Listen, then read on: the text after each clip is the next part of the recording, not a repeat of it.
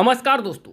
उत्तर प्रदेश की राजनीति को जानने और समझने वाले लोगों में शायद ही कोई ऐसा शख्स हो जो शिवपाल यादव को न समझता हो। शिवपाल यादव वो शख्सियत है जो कभी भी सांप्रदायिक ताकतों के आगे झुके नहीं है और अखिलेश यादव तो भले ही एक बार माफ कर दे, लेकिन जो शिवपाल यादव से पंगा लिया है उसको शिवपाल यादव ने कभी माफ नहीं किया है। और उनके रुतबे को जनता से लेकर अधिकारी और बड़े बड़े दबंग तक जानते हैं कि शिवपाल यादव की हैसियत क्या है। वो चाहे सत्ता के लोग हो चाहे विपक्ष के लोग हो।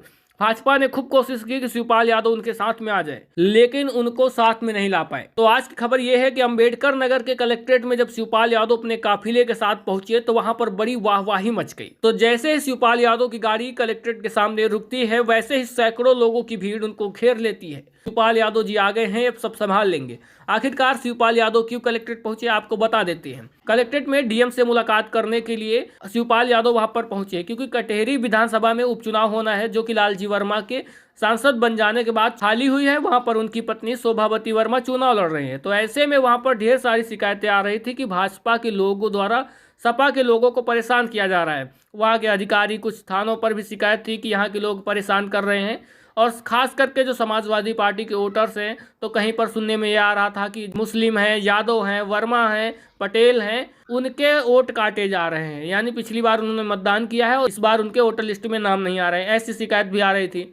और उसके अलावा ढेर सारे ऐसे नेता जो समाजवादी पार्टी के प्रचार करते हैं, उन पर प्रशासन द्वारा दबाव बनाने के आरोप आ रहे थे कि उन पर प्रशासन दबाव बना रहा है कि सपा का प्रचार न करिए, भाजपा का प्रचार करिए या अपने घर पर बैठिए। कुछ इस तरह के आरोप लग रहे थे। तो ऐसे में इन आरोपों को देखते हुए शिवपाल यादव वहां पर डीएम से मुलाकात करने के लिए पहुंच गए। लालजी वर्मा वहां के सांसद है, लेकिन आपको बता दें कि सांसद तो हैं और शिवपाल यादव विधायक है। लेकिन दोस्तों, शिवपाल यादव का रुतबा आप समझते हैं कि आखिरकार उनका रुतबा क्या है। शिवपाल यादव डीएम महोदय साहब के पास शिकायत लेकर पहुंचे कि ऐसी ऐसी शिकायतें आ रही हैं, इन पर आप ध्यान दीजिए और प्रशासन को थोड़ा सा सख्त कीजिए और निष्पक्ष चुनाव कराने के लिए उनसे आश्वासन लिया। तो ऐसे में शिवपाल यादव की ये मुलाकात काफी खास हो गई है, क्योंकि इसके बाद अब भारतीय जनता पार्टी के खेमे में हलचल मच सकती है। ऐसे में सपा कार्यकर्ताओं का कहना है कि अब शिवपाल चाचा ने मोर्चा संभाल लिया है तो परिणाम भी अच्छे ही आएंगे। आपने देखा होगा घोसी के उपचुनाव में जब सुधाकर सिंह प्रत्याशी थे तो ढेर सारी चीजें ऐसी चल रही थी जो कि लग रही थी कि भारतीय जनता पार्टी अपने दबाव बना रही है अधिकारियों के ऊपर, लेकिन वहां पर भी शिवपाल यादव ने कुछ ऐसा ही एक्शन किया था।